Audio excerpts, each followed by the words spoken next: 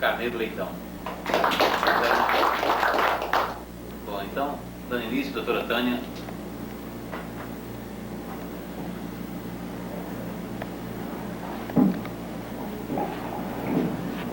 Agradecendo aos organizadores do evento dessa noite a oportunidade desse debate e de partilhar a mesa com o César Benjamin. Divide comigo também o livro que a gente está colocando a crítica de vocês a partir dessa noite. Vocês vão ver no livro que o meu texto é mais analítico e o do César é mais propositivo. E foi essa feliz coincidência que aconteceu lá em Vitória do Espírito Santo, no Congresso Nacional dos Engenheiros, no Brasil. Quais eram os seus resultados e onde é que a gente estava hoje. Portanto, quais são os desafios que a gente teria daqui para frente. E a partir dos desafios é que começa o texto do César. E de base agrária. O censo de 20, feito pelo IBGE, mostra que a gente tinha 70% da população no campo e apenas 30% na cidade. E a base produtiva da economia brasileira era ainda predominantemente agrícola. Só na metade dos anos 40, pela primeira vez, o PIB industrial ultrapassa o PIB agrícola do Brasil. 80 que marcam uma mudança importante nessa trajetória. Mas mesmo nos anos 80 e 90, a gente não vive num país em recessão econômica. Há momentos de recessão que são explicitamente patrocinados por políticas recessivas governamentais. É o período do ajuste de Delfim, quando a gente vai ao FMI no começo da década de 80, e os 2 anos do governo Collor, que patrocinou explicitamente uma recessão. São 2 momentos que derrubam o crescimento da economia brasileira. Tirando esses hiatos, a economia volta a crescer para os padrões da década de 80 também a taxas bastante razoáveis. Esse ano a gente cresceria cerca de 7%, segundo as estimativas iniciais do IPEA. Vai crescer em torno de 4%, porque de novo a equipe econômica patrocina uma recessão explícita. Tem que adotar uma política receptiva para a gente não crescer 7%. Porque precisa segurar a economia com a reforma monetária de julho de 94, e a estimativa esse ano é de uma inflação em torno de 30% anual, que é uma inflação bastante modesta para a trajetória recente. Quer dizer, a gente vem de 10 anos de hiperinflação, ocupando o oeste brasileiro com uma agricultura moderna, competitiva, de padrão internacional, em grande parte patrocinado pelo Estado brasileiro. Era o chamado Estado desenvolvimentista. E no artigo eu cito o livro da Lydia Goldenstein, que eu gosto muito, que é uma economista da Unicamp, e ela trabalhou o Estado Desenvolvimentista Brasileiro. O nome do livro dela é Repensando a Dependência. E ela mostra que nós somos o exemplo do Estado desenvolvimentista, mas um Estado desenvolvimentista que ela chama de conservador. E ela faz uma distinção muito interessante. Ela diz, olha, o Japão também não é produto das livres forças de mercado. O Estado japonês também teve muito presente na história recente do desenvolvimento japonês, mas é um Estado transformador. Ele é desenvolvimentista, mas o Estado japonês foi lá no seio da sociedade japonesa e promoveu a revolução educacional. Deu acesso ao conhecimento de forma generalizada a todos os japoneses. O Estado brasileiro nunca fez isso. Estamos nas vésperas do século XXI, numa sociedade mundial onde o conhecimento é cada vez mais importante. Temos 20% dos brasileiros analfabetos, na média, 33% no Nordeste, mais de 40% na Paraíba. É 3%. Agora é de hoje todas as crianças em idade escolar na escola. O Estado brasileiro nunca fez a revolução educacional. Ela nos compara também com o Estado coreano. Mas a Coreia teve o Estado desenvolvimentista também patrocinando o seu desenvolvimento. Mas o Estado coreano fez a reforma agrária antes de fazer um movimento de industrialização. E a partir da renda melhor distribuída com a reforma agrária, se montou um projeto de industrialização para o mercado interno, que depois foi internacionalizado. É um exemplo de Estado desenvolvimentista transformador, que mudou a natureza das relações de propriedade naquela sociedade. O Estado brasileiro não. A gente consegue ser a 8ª economia do mundo, com 70% da população nas cidades, sem fazer reforma agrária. Está aí o movimento do Sem Terra recolocando a questão fundiária do Brasil nas vésperas do século XXI. Temos ainda 30% quase da população nas áreas urbanas, nas áreas rurais, e a sociedade apoia o movimento do Sem Terra. Uma pesquisa recente mostrou que 94% dos entrevistados consideram que é importante fazer a reforma agrária e é necessário fazer a reforma agrária. O Estado brasileiro nunca patrocinou essa mudança.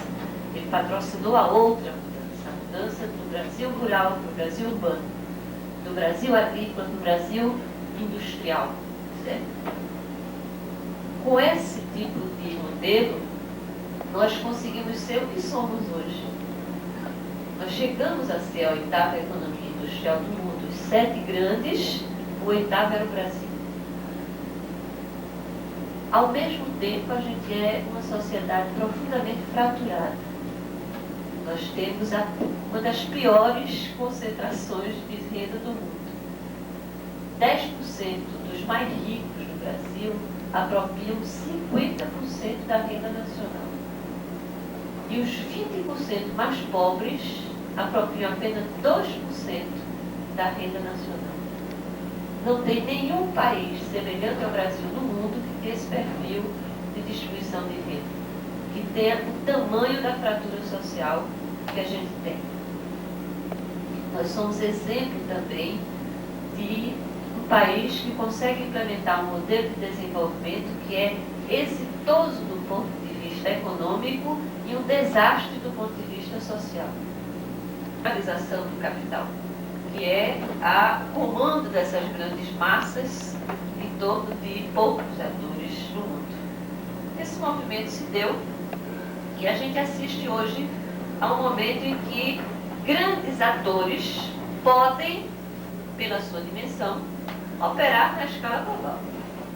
Podem planejar suas estratégias olhando para o mundo e podem operar na escala do mundo, que é uma outra coisa importante nos nossos dias. Não só temos grandes atores econômicos de dimensão global, eles têm meios para operar na escala global.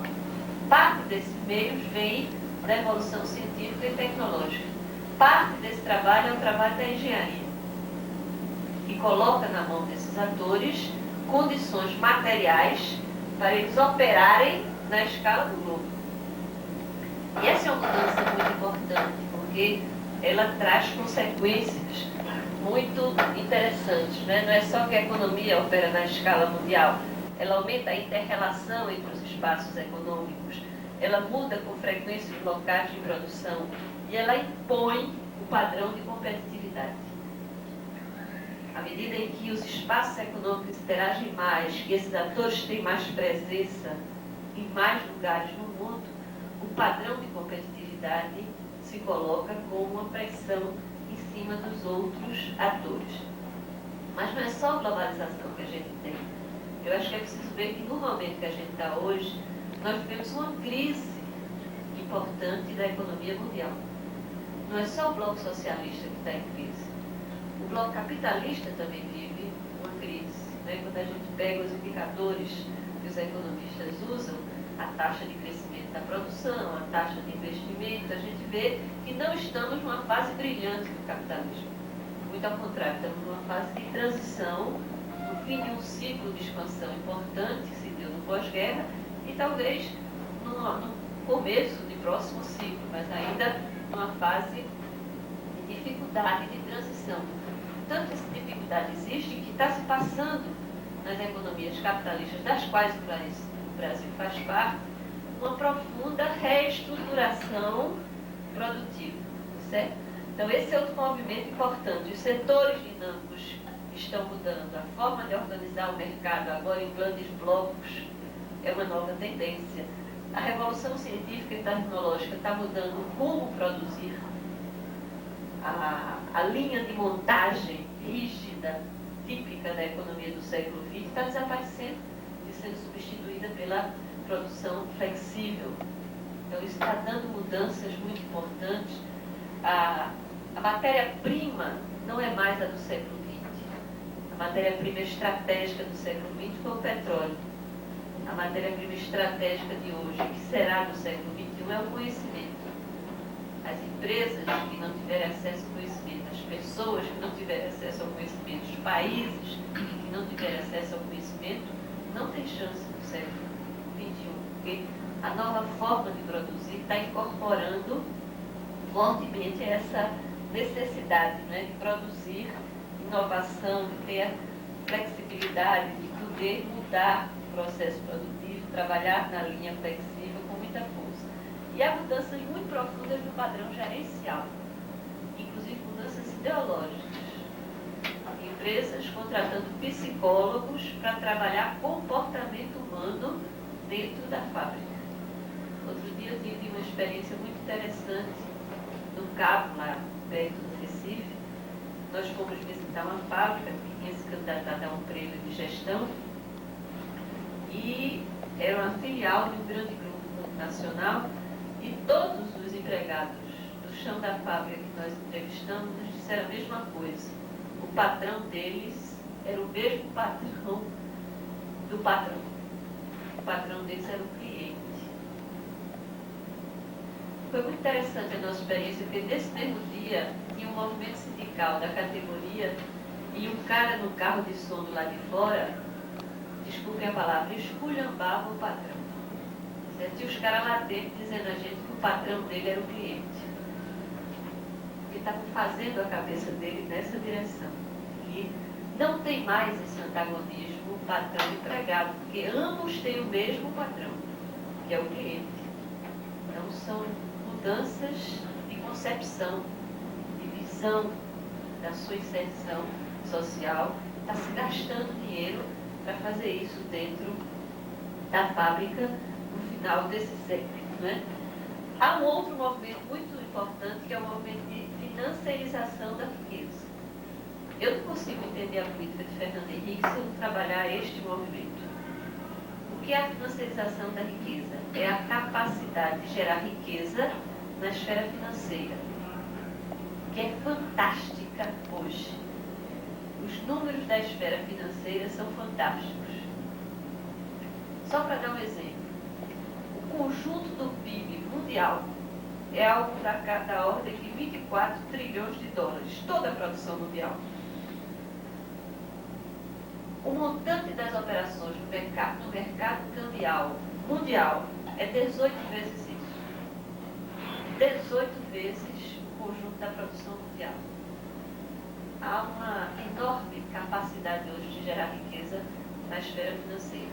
A quem eu admiro enormemente pela sua clareza, pela sua dignidade, pela simplicidade com que apresenta temas complexos, com grande profundidade.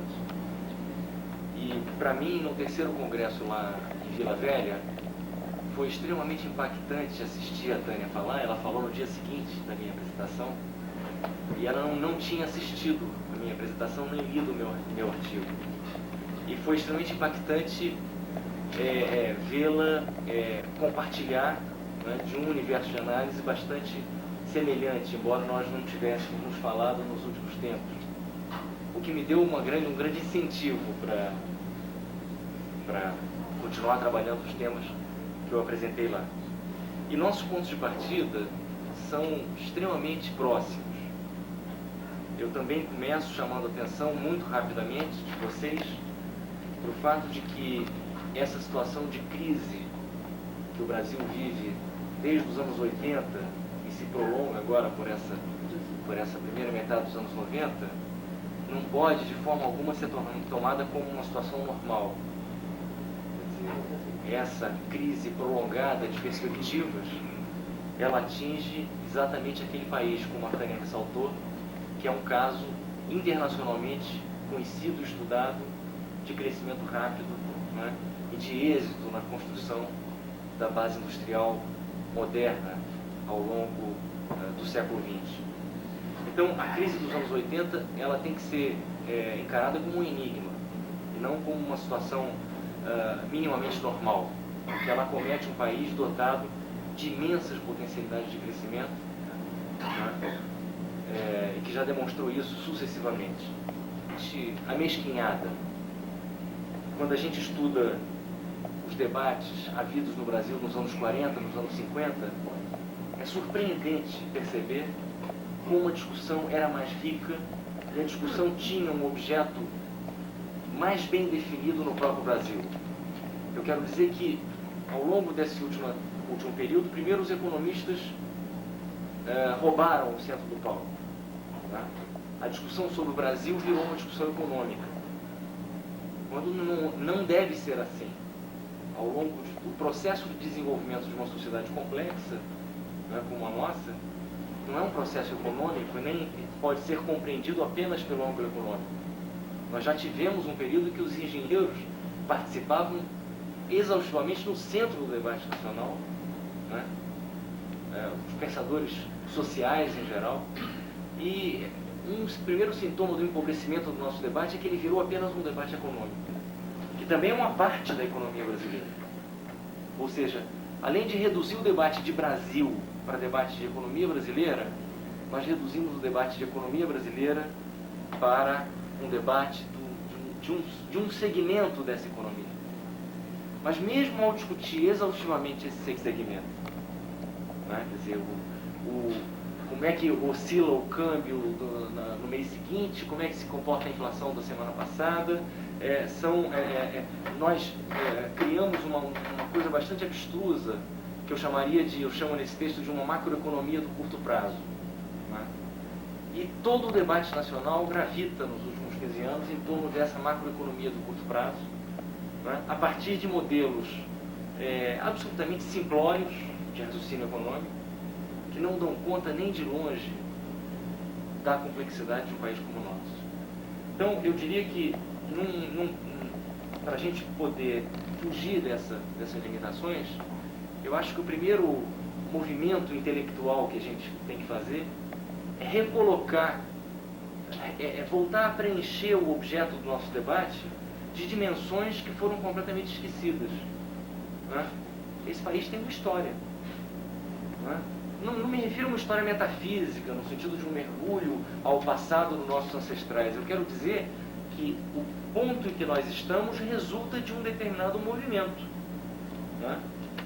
Ou seja, essa memória, longe de ser uma memória metafísica, é uma memória que construiu, né, que nos conduziu até aqui e que se expressa nesta configuração específica de população, de base produtiva, de potencial que está aí. Né? E é esta configuração que nos permite pensar o futuro, porque é a única que nós temos. Não adianta você trazer o modelo, né, se você não conhecer esse movimento que nos trouxe até aqui e o potencial do ponto em que nós estamos. Então é preciso recolocar uma dimensão de história no debate, é preciso recolocar uma certa dimensão de geografia, porque os economistas, especialmente os macroeconomistas ainda mais, quer dizer, o espaço não existe. Né? Então eu ouço esses sujeitos falarem, eu fico imaginando, e se nós fôssemos do tamanho da Holanda? E se nós não tivéssemos o litoral? E se nós estivéssemos perto do Polo Norte? E não vejo que nada disso teria a menor influência no raciocínio desses modelos abstratos de macroeconomia que nos trazem. O espaço não tem a menor importância. Não no sentido de escrever um paper, né? A gente pode reunir 20 intelectuais e escrever um paper sobre o projeto nacional. Mas as condições de existência social, cultural e econômica de um projeto nacional é outra coisa, completamente diferente. Para que seja possível um projeto nacional, a sociedade tem que fazer movimentos estruturais que tornem isso possível, que permitam aos seus intelectuais e ao seu Estado compreender esses movimentos e orientá-los, intervir neles de tal maneira a canalizá-los num certo sentido. E eu acho que a especificidade da crise dos anos 80 é exatamente uma crise que ela se situa fora de um ciclo longo, né? E nesse sentido, fora daqueles grandes movimentos que vinham estruturando a nossa sociedade, e nesse sentido ela só poderá ser resolvida, né, se nós, ao invés de a tratarmos através da macroeconomia do curto prazo, nós conseguimos identificar que elementos novos estão presentes hoje no Brasil e no mundo, né, que, uma vez combinados, podem dar um novo sentido à sociedade brasileira, né, e como acoplar esse novo sentido a uma nova dinâmica. Né?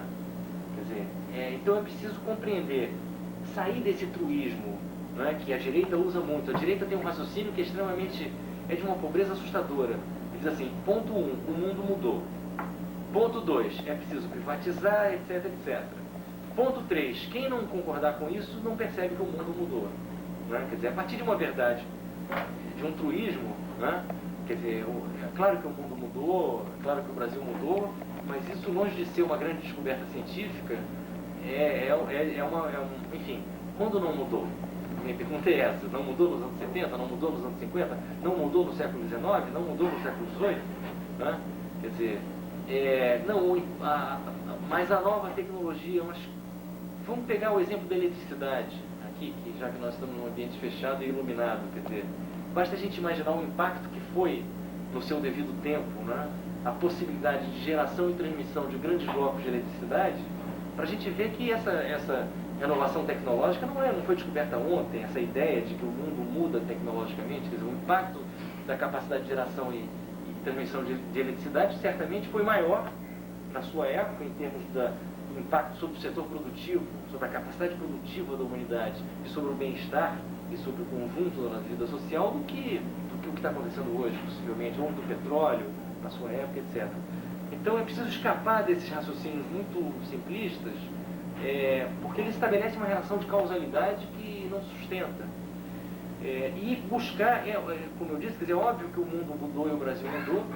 Então a parte final desse texto, eu não vou detalhar aqui até por questões de tempo, é uma tentativa muito preliminar, muito ainda inicial, e eu reconheço que muito sujeita a reelaborações sucessivas e coletivas, né, de pensar o seguinte, bom, o Brasil fechou um ciclo longo, né? Essa crise é uma crise de interregno de 2 ciclos, não é uma crise normal, né? É preciso que nós sejamos capazes de repensar um novo ciclo longo para a vida nacional, para daí derivar, né, as políticas econômicas e as alianças políticas necessárias. Então, primeiro, o que mudou? Em que esse ciclo longo é diferente do anterior, efetivamente, né? Então eu tento elencar, me ocorrem 11 aspectos que ocorreram no texto, em que o Brasil dos anos 80, ou seja, o Brasil do fim desse ciclo, é estruturalmente diferente do Brasil que viveu o ciclo anterior. Em 11 aspectos, pelo menos, estruturais, né, ele é um país diferente. Né? Enfim, não vou aqui detalhar, mas eu proponho que se observe essa configuração. Né?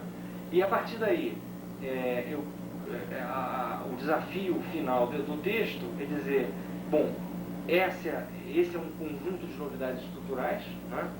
Será possível combinar esse conjunto, dando a essa sociedade um novo sentido e acoplando esse sentido a uma nova dinâmica econômica? Quer dizer, né? Isso nos permitiria retomar a ideia de um projeto nacional, moderno, né? Contemporâneo, e ao mesmo tempo nos devolvendo, né, esse sentido de futuro, né, que é fundamental para a coerência das nossas ações no tempo. Eu acho, quer dizer, o que eu sugiro aqui como hipótese é de que existe sim uma nova fronteira móvel de investimentos de longo prazo aberta para a economia brasileira, né, que uma vez definida como estratégia, né, pode permitir a construção de um conjunto de políticas sistemicamente coerentes e que deem um impulso novo ao cenário brasileiro. O professor Manuel Barbosa, ele está pedindo 10 minutos para ele fazer um contraponto como debatedor. Então, o professor Manuel Barbosa é um ex-operário da Universidade Federal da Paraíba, pós-graduado pela Universidade de Viçosa, em Minas Gerais, professor titular hoje da Universidade aqui da Paraíba. E tem algumas obras, entre outras, assim, o impacto da extensão rural na Paraíba, a globalização da miséria, a organização social da produção e a dinâmica do desenvolvimento. Vamos dar início à sua apresentação. Olha, do seu... Os cientistas políticos Tânia Bacelar, cientista político César Benjamin, nosso coordenador aqui, Adair Paz, senhorita Les, Moçana, e todos que me deram esta feliz oportunidade de mais uma vez estar aqui nesse auditório para pensarmos em conjunto. Pensar é bom, mas no Brasil está doendo, porque parece que existe um desarmamento intelectual, não diria só do Brasil, mas diria de todos os países do terceiro mundo e principalmente a América Latina. Ouvi atentamente os professores, cientistas políticos e cheguei a uma síntese. É que o Brasil é um gigante tecnologicamente, mas é um gigante com pé de barro. Não se sustenta porque a tecnologia é de primeiro mundo. Mas a tecnologia social é de terceiro mundo.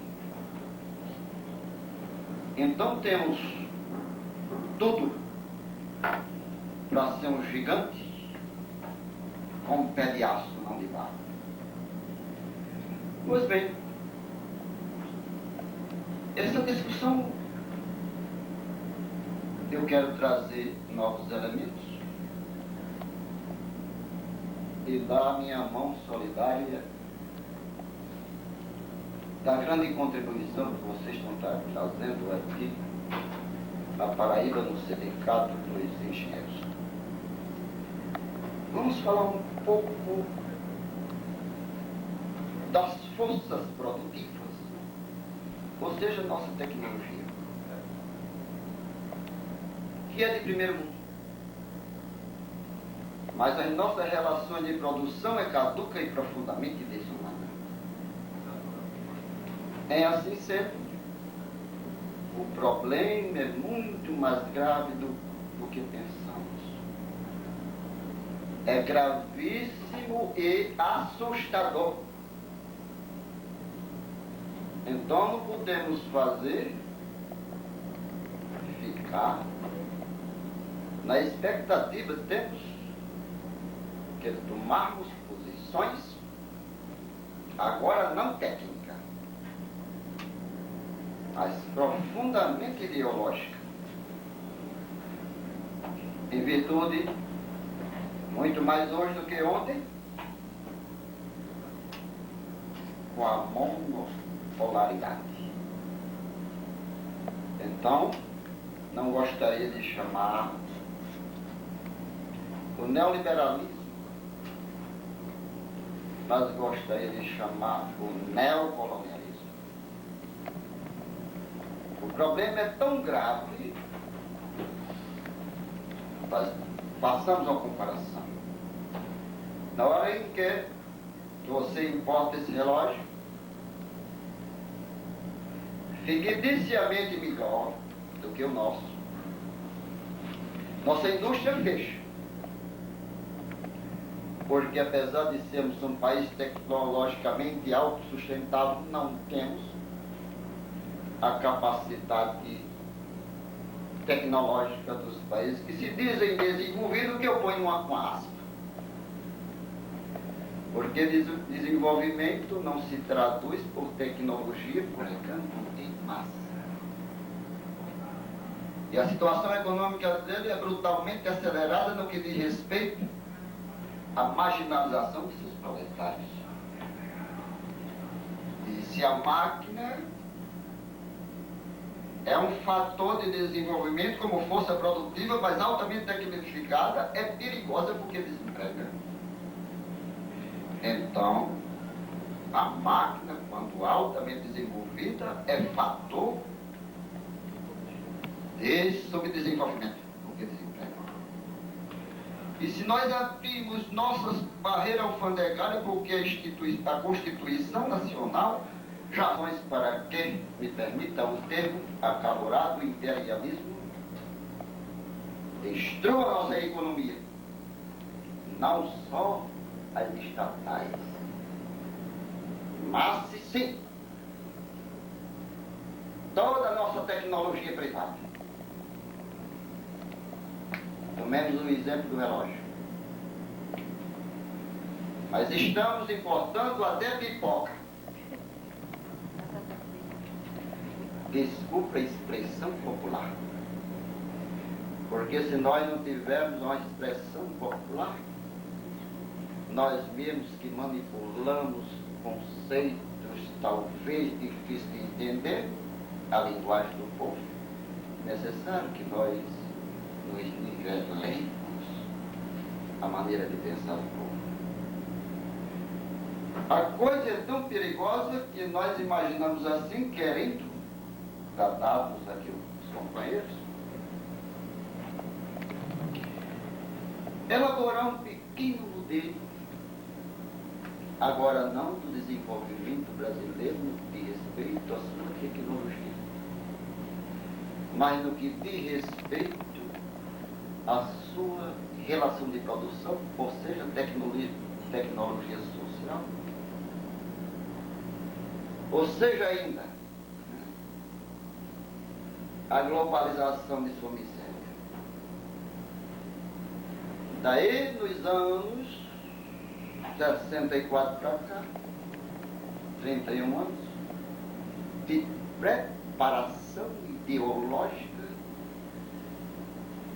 de desarmamento da intelectualidade da América Latina, não só do Brasil, engessamento da consciência. Isto aqui é uma palestra onde deveria estar todos os sindicalistas, mas há uma hibernação. Há uma placidez que ninguém fala, ninguém Então nós estamos aqui discutindo cientificamente. Mas que projetemos isso aqui para a rua, para o povo. E nós não queremos só o desenvolvimento capitalista, não. Porque o modelo capitalista, no fim deste século, está esgotado. Ele não tem uma proposta para si próprio, porque a máquina está desempregando em massa. O Brasil é autossuficiente em tudo. Só o ouro aluvional da Amazônia dá 150 milhões de toneladas. Nós somos autossuficientes em tudo, vamos especificar. Mas agora, o modelo neocolonial procura destruir a nossa Constituição, destruir nosso parque industrial privado, nossa tecnologia vai acabar porque não podemos resistir com a importação de produtos muitas vezes piores do que o nosso. Aqui tem um taxista que tem uma frota de carro, João da Farinha. Porque o Collor disse que o nosso carro era apenas carroça. Ele desfez toda a sua frota nacional. E quando o carro não durou 2 meses, ele teve que vender tudo. Porque a nossa tecnologia é muito melhor. Mas vamos contabilizar 3 equações, 3 fatores, 3 variáveis que ditam a globalização de nossa miséria. Um desses fatores, as relações de troca. De novembro até hoje, nosso balanço comercial é profundamente negativo e a evasão de capital é muito grande. Os bancos transnacionais que fabricam moeda aqui, emitindo títulos e roubam a nossa poupança para financiar as suas multinacionais aqui e lá fora.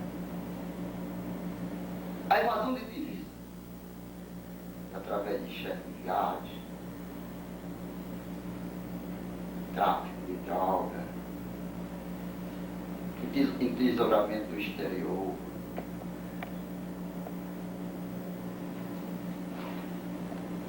e outros fatores que levam à evasão de divisas. E o quarto componente dessa equação, os juros da dívida. Então, eu gostaria de deixar para o debate, mas antes pediria a paciência dos companheiros para mostrar, querendo parodiar os companheiros, para mostrar que tecnicamente o Brasil é um gigante, mas socialmente tem um pé de pau. E permitam eu mostrar algumas fichas ali, fichas só mais 5 minutos. 94, dezembro de 94, janeiro de 95, fevereiro de 95. Significa que piorou. Mas essa amostragem já mostra. Novembro, 617 milhões de dólares.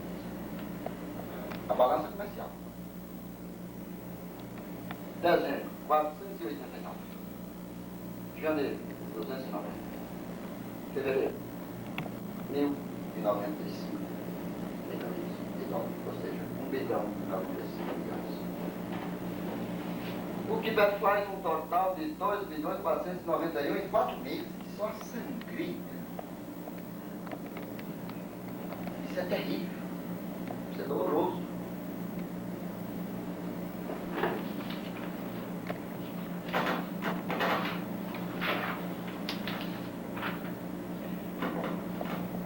Vamos ver o impacto da rafinagem sobre a habitação. Aquele dinheiro aplicado na habitação. Por mês, 823 milhões, que é a média dos 4 meses. Se fôssemos fazer ou construir casas populares ou apartamentos, poderíamos construir 20.600 apartamentos para operariado no mês. Poderíamos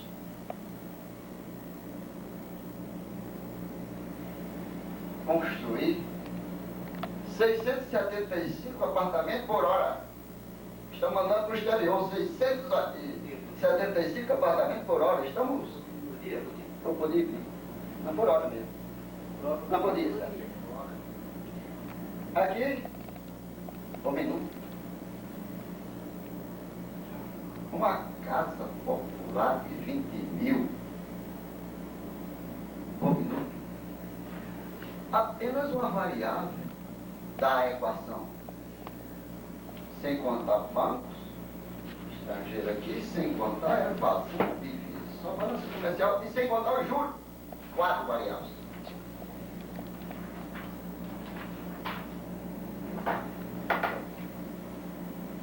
Evasão de capital brasileiro para o primeiro mundo. São as 4 variáveis. Relação de troca, bancos internacionais, transferência direta, juros de dívida.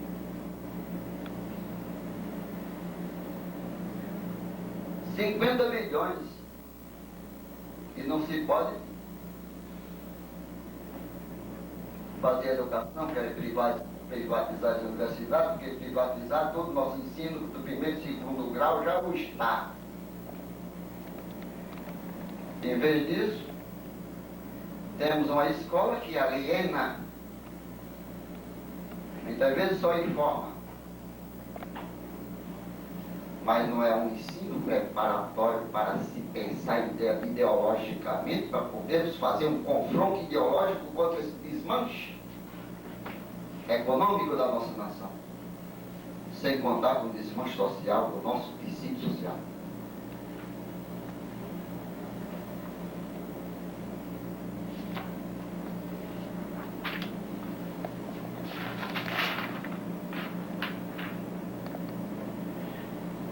Essas 3 equações vai dar um desastre. Vai mesmo. Veja bem, os professores podem até atualizar esses dados, mas foi o que eu pesquisei nessas fontes. E bem, 244 bilhões a vida interna brasileira. De quê? De títulos federais, títulos estaduais e municipais, títulos extramercados, encargos anuais, correções monetárias, FGTS, PIS, PASEP, poupança. O governo está tomando dinheiro emprestado ao pobrezinho do operário que por acaso deu a poupança, cai no ridículo. Até as empregadas domésticas estão tomando dinheiro. Veja em que situação nós nos encontramos. A dívida externa.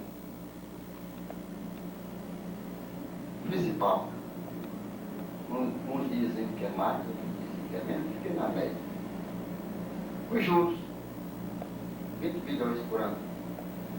Evasão de divisas que vem daquelas 3 variáveis. E há um acordo que me permita a popularidade da expressão que dá para arrepiar os cabelos. O senhor FHC, quando o ministro da Fazenda fez um acordo da barata com o escorpião, injetando um soro venenoso nas costas do Brasil. Um acordo de 30 anos para pagar 20 bilhões por anos, durante 30 anos, para pagarmos 600 bilhões de dólares durante 30 anos. Isto é um crime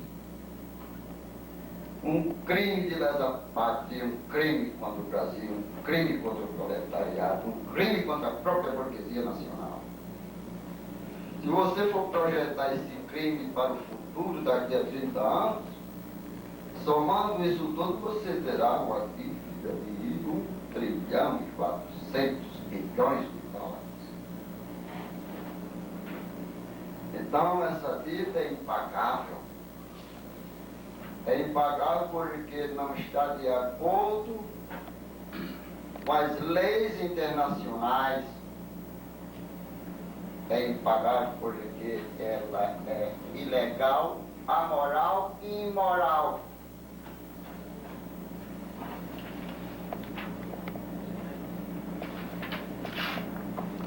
Agora a nossa educação.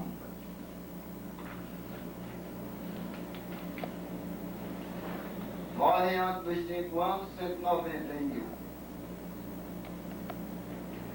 Marginaliza-se a escola 120 mil pessoas. Não completa o primeiro grau 460. Inicia o segundo grau 140. Conclui o segundo grau apenas 90.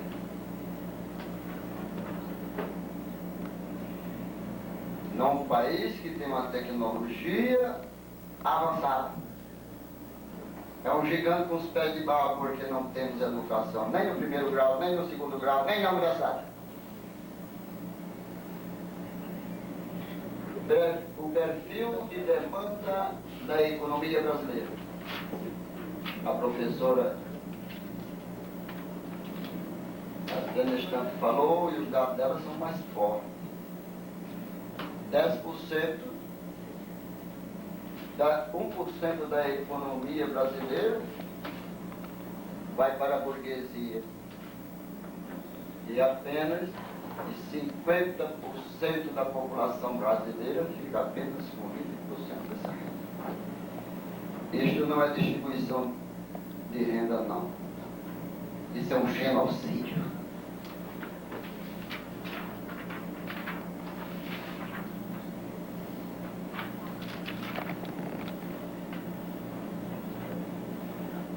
A pobreza brasileira após 107 anos de escravidão. 100 milhões de brasileiros na pobreza, dos quais 60 milhões miseráveis, indigentes 20 milhões, prostitutas crianças 2 milhões.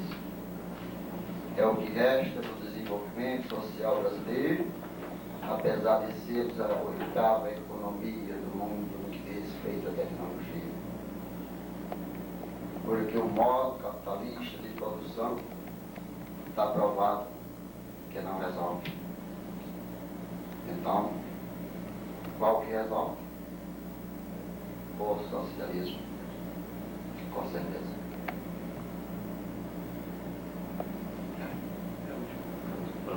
É a realidade brasileira.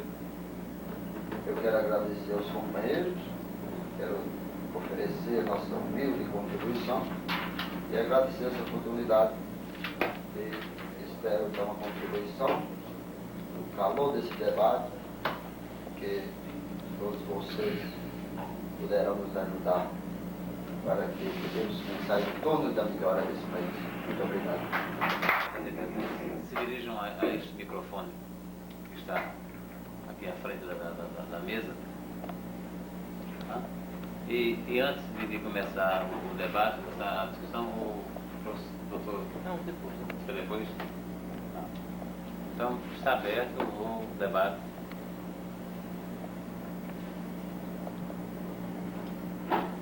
Alguém tem alguma pergunta a ser colocada? O próprio vereador tem alguma questão a ser colocada com os palestrantes? Eu gostaria, se tomasse mais uns tempos dos companheiros, dar aqui uma mensagem de esperança. Para que isso servisse como catálise, não ficarmos assim muito expositivos e propusemos uma solução humilde diante do quadro não só do Brasil, mas sobretudo do terceiro mundo, que são semelhantes ao nosso país. Como não há ninguém para quem queira fazer pergunta, debatemos um pouco. Eu já conheço o texto que os dois expositores apresentaram correspondentes às exposições. Eu vou solicitar que eles comentem uma questão que eu reputo muito interessante, que é a questão do Brasil, aquilo que parece ser uma desvantagem para o Brasil, quer dizer, o que é o nosso atraso relativo em relação aos países do primeiro mundo, confrontado aos países do primeiro mundo, na verdade pode significar para a situação brasileira uma situação de vantagem, uma situação a ser aproveitada. Eu acho que os autores sabem do que eu estou falando, podem talvez fazer uma exposição sobre, responder um pouco, dissertar um pouco sobre esse tema. A proposta central do César, veja, é que o que ele está dizendo é que uma saída para o Brasil é construir um mercado de massa. Portanto, é mudar o projeto, não para o projeto excludente que a gente tem hoje, mas um projeto includente. E essa é uma vantagem do Brasil. Nós não estamos no beco sem saída que os países maduros estão. Às vezes eu penso no mercado francês, com 15% de desemprego aberto hoje, e a população na França consome 20 metros de tecido ano. A população brasileira consome 4. Passar de 20 para 22 é muito mais difícil do que passar de 4 para 10. 10 ainda vai ser muito abaixo do que eles consomem hoje. Né? A gente tem uma grande vantagem no Brasil, que é o imenso mercado interno inexplorado. 2/3 da população fora do mercado. É um fantástico mercado a ocupar, com a possibilidade de criar milhões de empregos. Não é essa a situação dos países desenvolvidos. Eles sim estão no beco sem saída do desemprego, sem essa prerrogativa que a gente tem. Então, acho que a proposta central do César é essa. Olha, vamos olhar para este fantástico potencial do Brasil. Isso dá um modelo de crescimento econômico consistente. E tem um processo de dinamismo econômico que pode ser embutido aí, fantástico. Os transportes poderiam ser criados no Brasil. Nós não estamos no beco sem saída dos países desenvolvidos.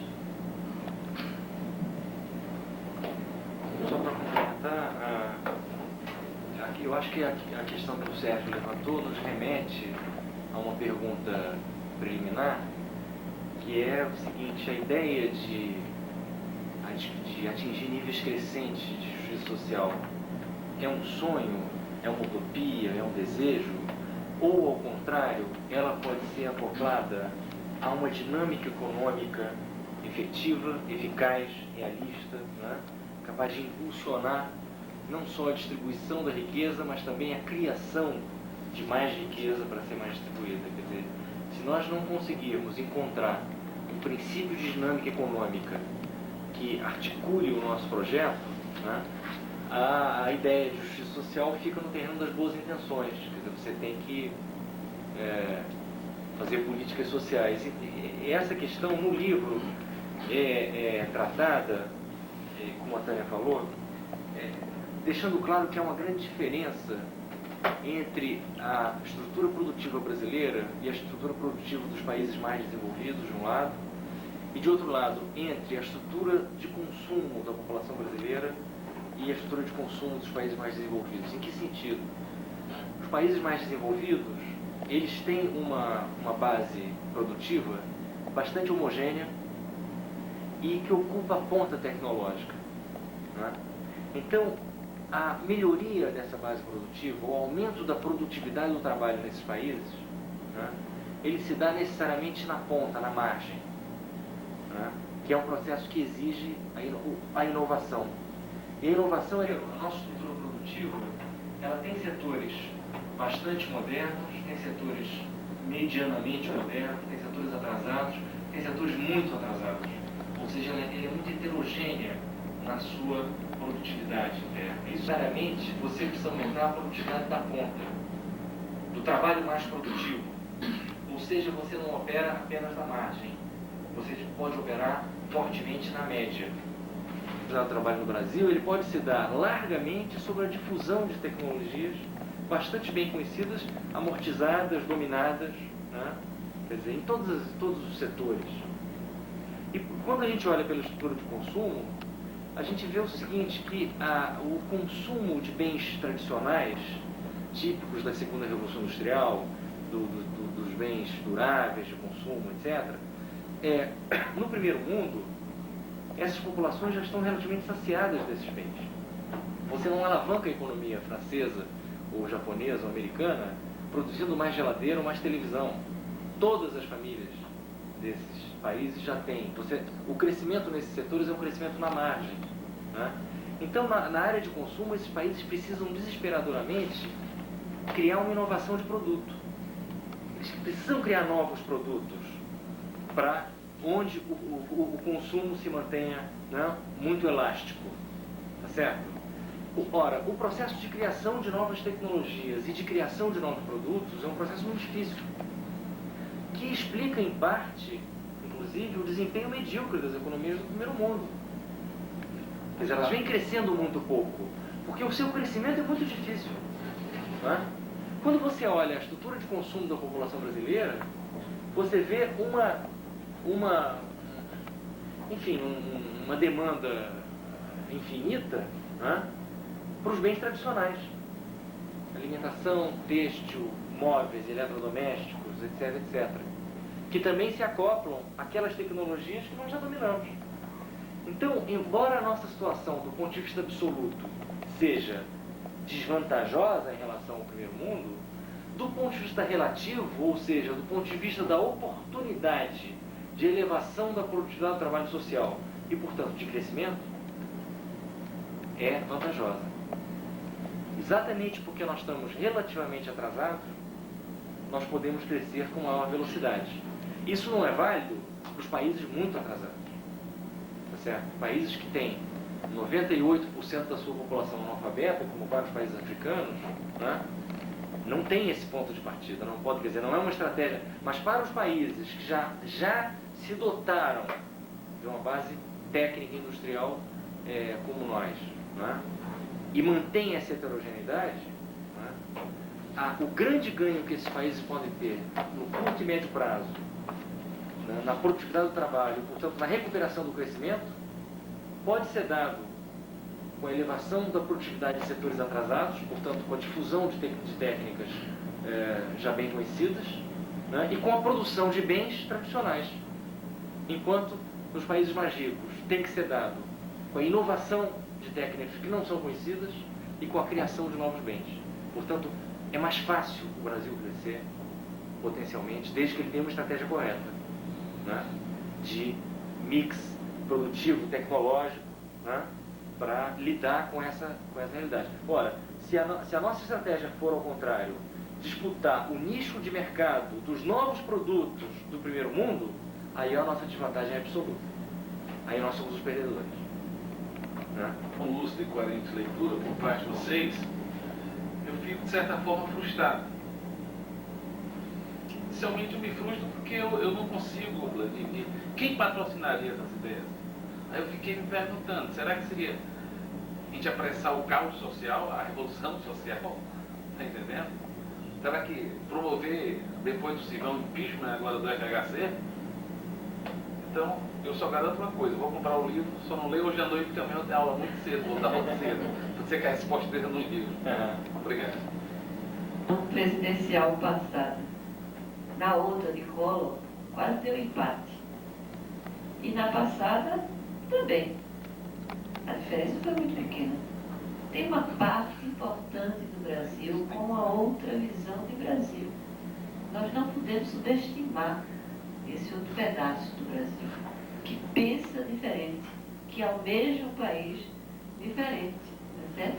Ali estava em jogo 2 projetos. E o projeto perdedor, eleitoralmente, tinha uma imensa base social no Brasil. A eleição não foi esmagadora. Né?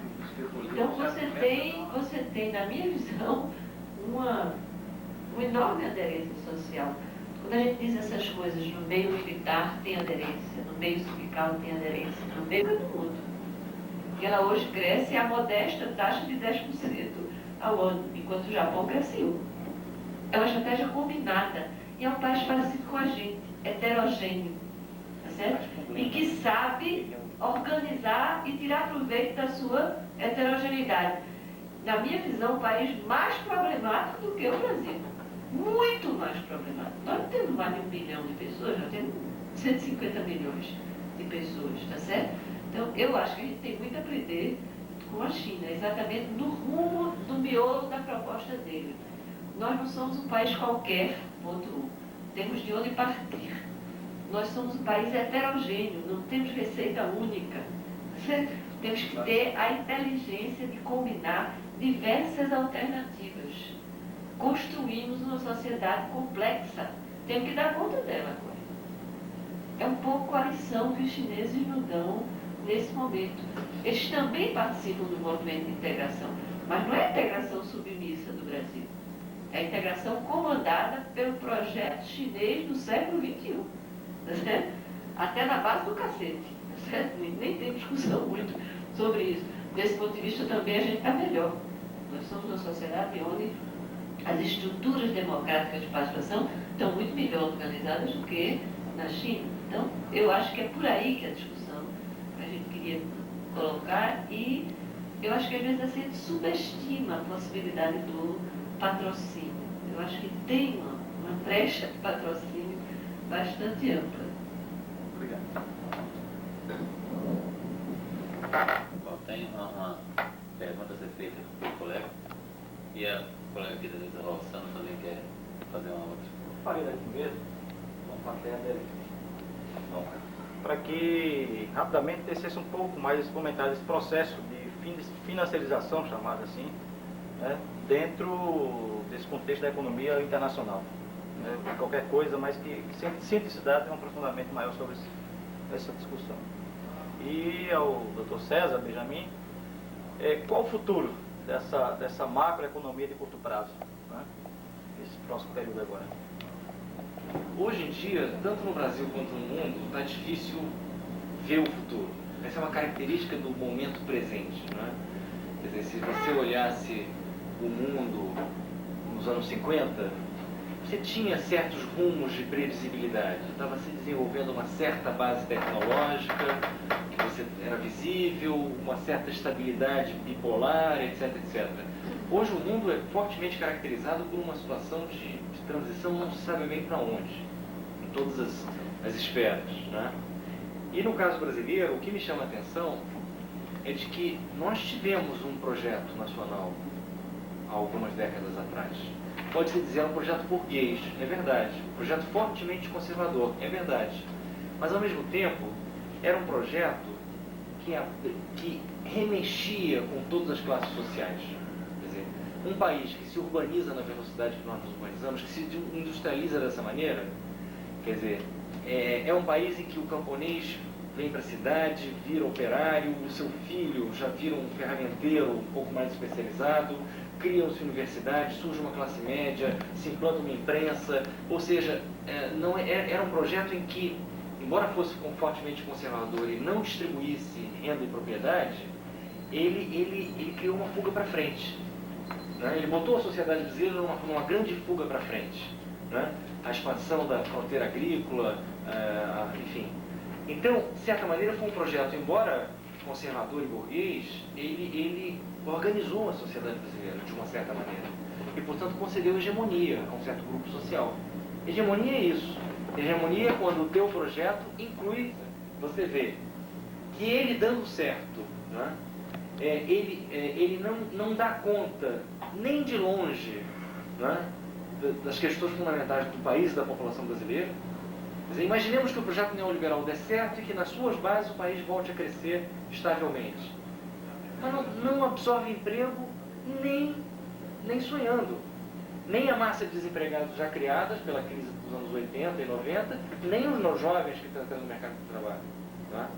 Então, se ele der certo, ele consagra uma estruturação muito perversa, né, e fragilizadora da nossa economia. Perversa por quê? Porque está na essência desse projeto, que nesse caso, ele dando certo, a base produtiva do país cada vez mais se acopla, né, àquele perfil de demanda definida pelos brasileiros ricos e pelos consumidores do primeiro mundo. Né? Então você vai ajustar, né, o setor que vai se modernizar no Brasil é aquele que vai atender essa demanda. Né? E fragilizadora, porque ele nos transforma num país passivo, sem estratégia nacional. Quer dizer, pendurado nos movimentos especulativos do capital volátil internacional. Portanto, um país frágil. Isso se ele der certo. Se ele der errado, não se sabe bem o que pode acontecer. Né? Então, eu não vejo potencial estruturante nesse projeto. Potencial de conceder uma hegemonia prolongada a um certo grupamento social, porque, como eu já disse antes, a hegemonia pressupõe que você contemple minimamente, né, um conjunto muito mais vasto do que o seu. Caso o Brasil caminhe para uma crise grave dentro desse projeto e não haja um projeto alternativo, é uma situação preocupante. Quer dizer, o país pode viver um processo de desindustrialização, né? Outros já viveram, nós não estamos falando em abstrato. Né? Olha o México, olha a Argentina. A gente tem a bola da vez, o México já foi. O México perdeu os seus pontos de arranque. Quer dizer, né? O México está há 50 anos condenado agora a patinar. Nós ainda não, nós podemos chegar nesse ponto. E daí a importância de nós pensarmos um projeto alternativo. Eu tenho plena consciência de que fazer artigo, debater, é muito pouco. Mas eu sei também que nós só chegaremos ao ponto de disputar a hegemonia na opinião pública se nós partirmos de um projeto minimamente consistente. Você tem que ter um projeto minimamente consistente até para você chegar naquelas ideias simples com as quais você vai disputar o cidadão comum, o cidadão que não... Né? Mas as ideias simples, se não tiverem um substrato, que inclusive é relativamente complexo em termos de formulação, elas ficam simplórias, elas não agregam, elas não têm força. Mesmo as ideias simples do projeto liberal, que conquistaram o imaginário de muita gente, elas são simples porque elas derivam de um projeto. Elas são expressões de um projeto. Né? E o esforço que muita gente tem feito, que eu acho que esse livro se insere nesse esforço, é criar as condições para se pensar esse projeto alternativo. Né? Para que a gente dispute, primeiro para que a gente forme os nossos quadros, quer dizer, que alguns milhares de pessoas, né, militantes do movimento sindical, intelectuais, jornalistas, professores, percebam a existência de uma alternativa consistente e compreendam minimamente o encadeamento, a lógica dessa alternativa. Né? Mas também para que a gente derive daí um programa simples para o Brasil, centrado em poucas ideias de grande potencial de universalização e possa, portanto, disputar com eficiência e hegemonia, principalmente se o Brasil entrar numa crise grave, como ele pode entrar na sua trajetória atual. Né? Então, isso que nós estamos fazendo é um tijolinho aí dessa construção, mas é um tijolinho necessário. Eu também não subestimo a importância da formulação intelectual, porque sem ela, todo o resto fica muito fragilizado. Né? Então, eu acho que no cenário internacional hoje, o Brasil é um dos poucos países que tem possibilidade de pensar uma estratégia nacional e de implantá-la. Isso não tem nada a ver com se isolar do mundo, com não ser essa bobajada que se diz hoje em dia. Ao contrário, os países que se entrosam no sistema internacional são aqueles que têm um projeto nacional claro. Né? Quer dizer, por quê? Porque esses países, né, têm metas de longo prazo, né, alavancam o seu próprio processo de desenvolvimento e, portanto, se tornam parceiros interessantes. A China hoje é um parceiro. Não há uma multinacional que possa, no seu board, sentar, né, e não discuta um mercado emergente de 1 bilhão e 200 milhões de pessoas. Né? Não há uma multinacional do mundo que não queira investir na China. Né? E a trajetória brasileira dos anos 80 é exatamente o inverso. É a retórica da integração, né? Que integração é essa? Que, para ser feita, exige a destruição do Estado Nacional, exige a decomposição e o empobrecimento do país e, portanto, nós deixamos de ser um parceiro importante. Um país à deriva não é um país importante. Né? Então não há nenhuma contradição entre um projeto nacional e a inserção internacional. Ao contrário, há contradição entre a falta de um projeto nacional, claro, né, e essa inserção internacional, que é o que nós estamos vivendo. Né?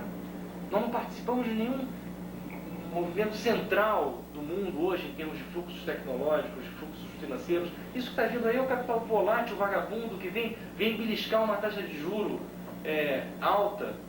Não é nada consistente essa integração que tanto se fala. Quem pode integrar o Brasil no mundo é um projeto como o nosso, não é um projeto deles. Né? Então nós não temos que ter medo, acho que os elementos estão colocados. Concordo com a Tânia que há potencialmente forças políticas para que isso vingue. Agora, para isso, nós temos que ter níveis maiores de clareza no nosso próprio projeto. No momento que nós tivermos maior clareza, né, vai ser possível agregar forças potencialmente majoritárias no Estado brasileiro.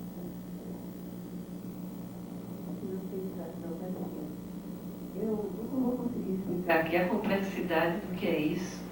Então, vou te recomendar ler um artigo do José Carlos Braga, que está publicado na revista Economia e Sociedade, número 2 da Unicamp. Está muito bem feito o artigo sobre o que é a financiarização, qual é a dinâmica, né?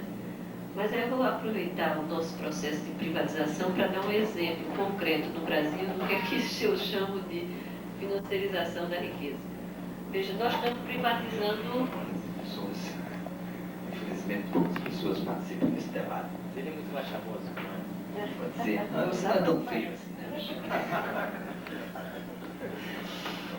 Bom, meu trabalho de doutorado foi em torno de Luiz Gonzaga. E daí eu ter gostado da professora Tânia ter se inspirado, no lema dos Sem Terra. Né? O lema do Sem Terra é ocupar, resistir e produzir. E você reconstituiu para resistir, propor e construir novas alianças. Aí eu pergunto, alianças com quem? Eu gostaria que você passasse para nós essa saída, encontrarmos aliança com quem? A pergunta é, mais ou menos nesse caminho, eu faço ao professor César. Fazer alianças com os monetaristas.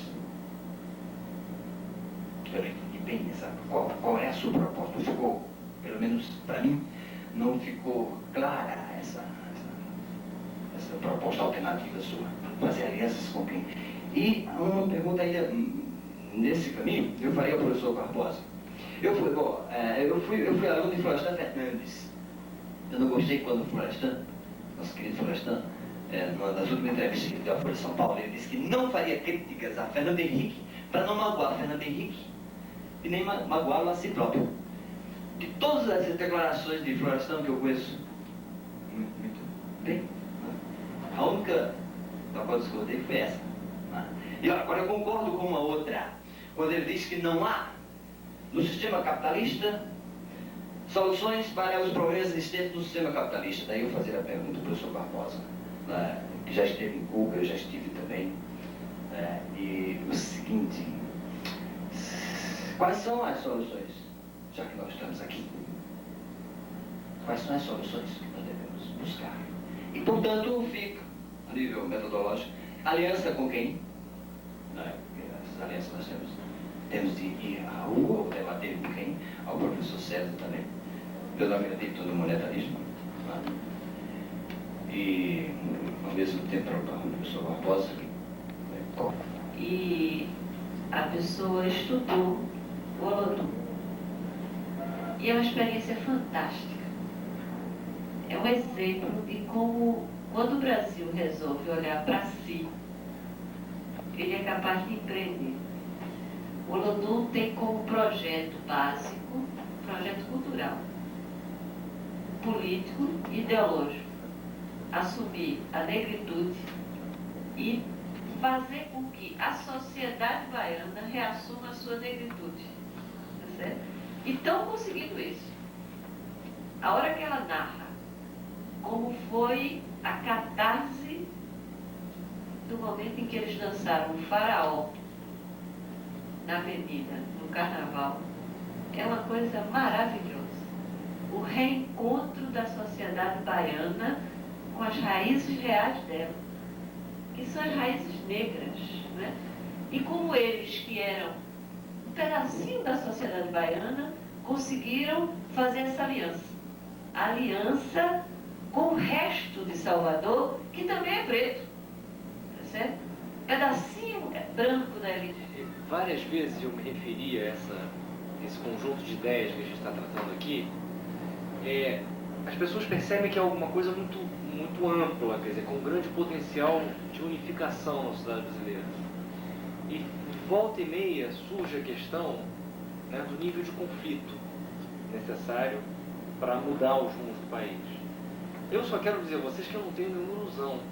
Quer dizer, eu acho que a elite brasileira não está muito acostumada a fazer concessões e muito menos concessões importantes. E um projeto desse tipo, ele rompe não só com interesses imediatos, né, de certos segmentos importantes e poderosos, por exemplo, o capital financeiro, mas ele mexe com questões ideológicas.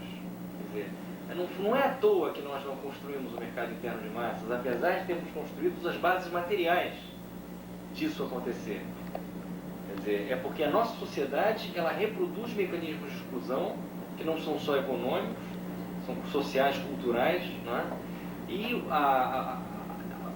mercado interno de massas é um nome em economia, mas que tem outros nomes, quer dizer, é maior integração social, é valorização do trabalho, é aumento da participação da renda do trabalho na renda nacional, é redistribuição de propriedade, é valorização da acumulação produtiva em detrimento da acumulação financeira.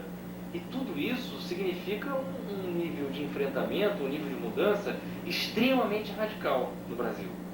Só que é radical, mas não é, digamos assim, radicaloide, no sentido de uma ideia messiânica, né, que toma conta de um grupo que vai impor. Eu acho que essa é uma ideia que tem raízes na trajetória do Brasil, né, que valoriza o que nós já fizemos, né, nesse sentido nos incorpora numa certa trajetória, ao mesmo tempo modifica essa trajetória, né, e é muito generosa com o Brasil. Ela é generosa e é radical. Esse aqui é o segredo. Se a gente olhar só para o seu lado generoso, talvez a gente fique muito desarmado para o nível de enfrentamento que vai ser necessário. Mas se a gente só valorizar a ideia do radical, a gente também não consegue a hegemonia. Né? É isso que a gente precisa. Uma proposta muito generosa, muito ampla, que cabe inclusive a acumulação privada de capital, que cabe alternativas a setores empresariais. Né? Agora, que significa também um rompimento extremamente duro. Quer dizer, uma proposta como essa tem consequências, né, no nível da inserção internacional do Brasil, no nível da organização do capital financeiro, né, da estrutura de propriedade no campo, muito graves, que nunca foram mexidas no Brasil e terão que ser mexidas. Nesse sentido, eu não tenho ilusões de que, embora ela seja muito ampla, muito generosa, ela é simultaneamente muito radical. Por isso é que eu acho que ela é forte. Porque se ela também não tivesse esse componente de radicalidade, é sinal de que mais uma vez teríamos alguma coisa para mudar para conservar, né? Já tivemos isso várias vezes na história do Brasil, né? Nesse sentido, eu só quero acrescentar ao que a Tânia falou, a ideia de que esse encontro do Brasil consigo mesmo, ele certamente exigirá um nível de luta política maior, mais intenso, mais duro do que nós tivemos até aqui, mas com ampla chance de vitória. Antes do professor Manuel dar a resposta à pergunta, o doutor Sérgio quer dar uma complementada bem rápida em relação ao que você está. Não, o que eu vou falar é nosso querido coordenador aqui está me pressionando porque eu devo ser rápido. Mas o problema é que eu falo lento e eu perturbo a paciência dos companheiros. Mas se tivéssemos numa micaroa, numa mica grande, tomando pinga na praia não havia pressa. Isso é um sintoma eloquente de que pensar no Brasil dói. Há uns conceitos aqui que eu gostaria de discutir, mas vou procurar se o coordenador ser rápido. Existe uma expressão, se me permite a liberdade de ficar livre, que diz assim: sem tesão não há solução. Eu traduzo: sem amar, sem vibração, sem entusiasmo, sem amor, sem paixão, sem obsessão. Mas não podemos ter isto porque fomos castrados. Estamos engessados intelectualmente. Só sobra tempo para farra. Então, haja micarol. Os conceitos: pessimismo. Outro conceito: ufanismo. Outro conceito: nacionalismo. Não. Não somos ufanistas. Nem somos pessimistas. Há uma realidade, mostramos, maior do que o que se pensa. E há uma realidade muito maior do que o que se imagina, que é o desarmamento intelectual. E quando se desarma a mente, se desarma o resto. Se desarma tem outras coisas. Pois bem, estamos sem tesão e sem solução. Um pé de barro, um corpo de gigante. É necessário que apareça o Davi, que matou Golias. Golias é o imperialismo que quer nos sangrar. Isso não é ufanismo, não. Isso não é pessimismo, não. Agora eu dirijo carinhosamente dos companheiros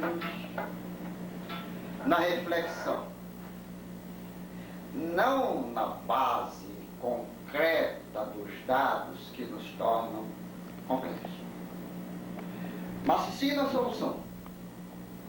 Problemas temos demais. Vamos cavar, vamos ser garimpeiros agora da solução.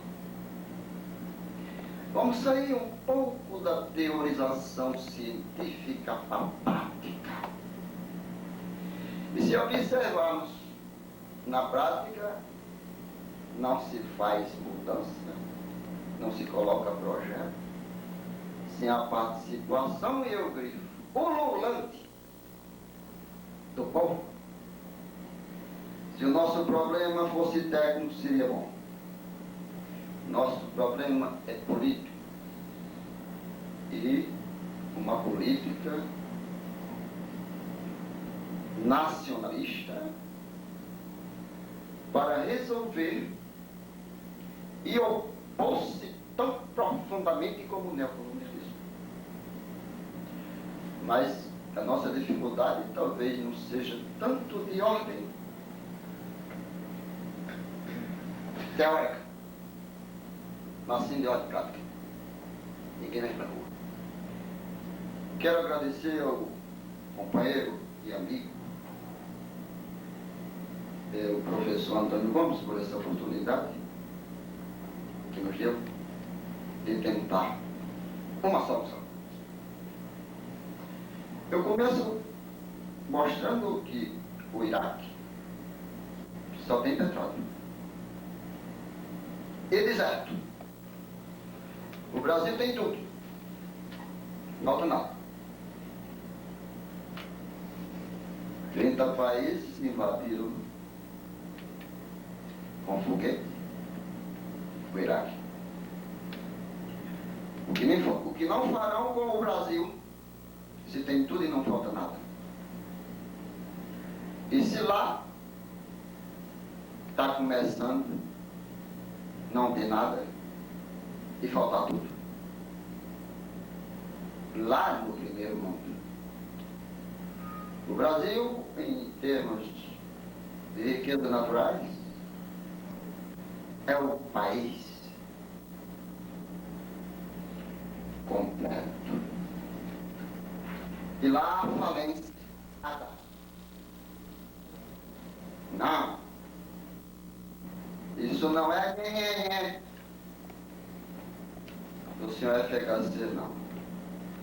Então, meu querido Antônio, qual a solução? Primeiro, eu não vejo solução no fim deste século de um capitalismo superado. Então, a solução volta à velha dialética. Está naquilo que parece ser extemporâneo, que a União Soviética caiu. Mas o socialismo está muito mais atualizado, porque a realidade agora vai revisar aquilo que não deu certo na União Soviética. Mas como eles estão enfraquecendo dia a dia, eu digo o imperialismo do hemisfério norte, desemprego em massa, não tem mais petróleo, não tem mais minério, não tem mais nada. Então aguça-se a ventosa deles sobre a nossa pátria. E falar em patriotismo diz que é superado, falar em nacionalismo é superado. A proporção que eles se enfraquecem, porque vai haver muitos problemas sociais na Europa, no Japão, já está havendo nos Estados Unidos, a agressividade dele contra nós multiplica-se. Mas a reivindicação lá nos países dele também se multiplica. Então, quando ele se enfraquece lá, nós nos fortalecemos aqui. E tem a velha China que Napoleão já disse, deixa a China dormir. Um mercado de 1 bilhão e 200 bilhões de pessoas.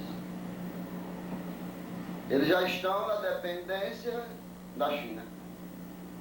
E a China não se globalizou como o Brasil está globalizando-se.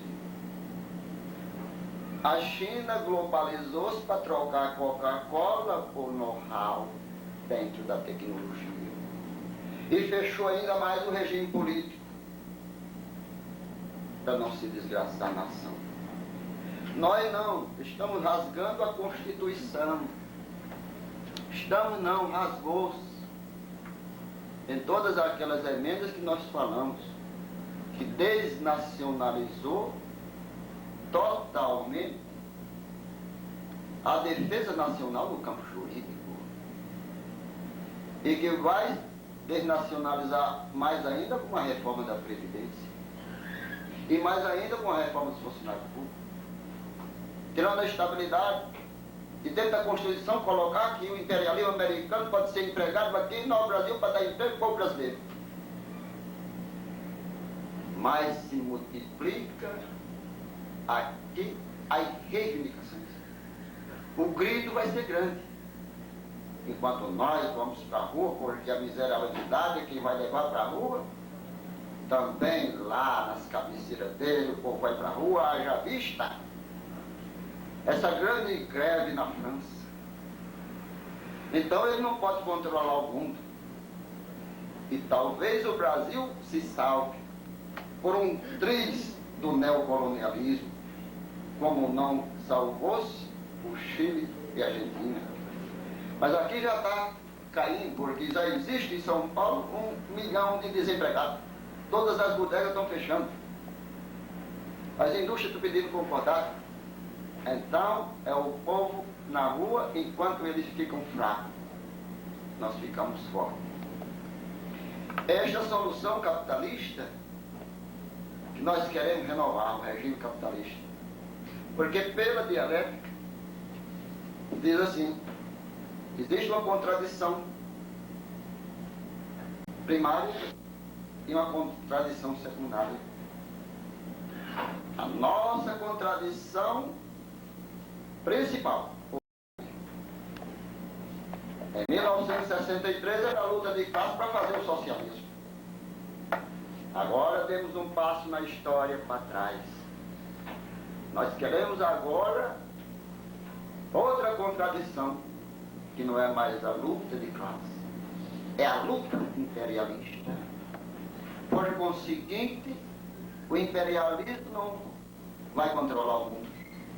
E queremos refazer um projeto para o Brasil para desenvolver de novo capitalismo, que não é a solução, mas cria as condições para a verdadeira revolução, que é o socialismo, através do motor da história, que é a luta de classe. Não somos ufanistas, não somos derrotistas, somos realistas, porque não deixemos que as nossas ideias transformem os fatos. Mas sim, deixemos que os fatos reciclem nossa ideia. Não sei se respondi, professor. Tentei responder. Obrigado. Alessandra. Seguinte a mesa. Eu me baseio na conclusão, na recriação do lema que a professora Tânia Bacelar apresentou para nós, e fico pensando nessa ideia da resistência no momento em que o movimento sindical se desarticula, né? Que a gente vê essa situação a nível nacional. É o caso, por exemplo, do Sindicato de Arquitetos aqui na Paraíba. A enorme dificuldade de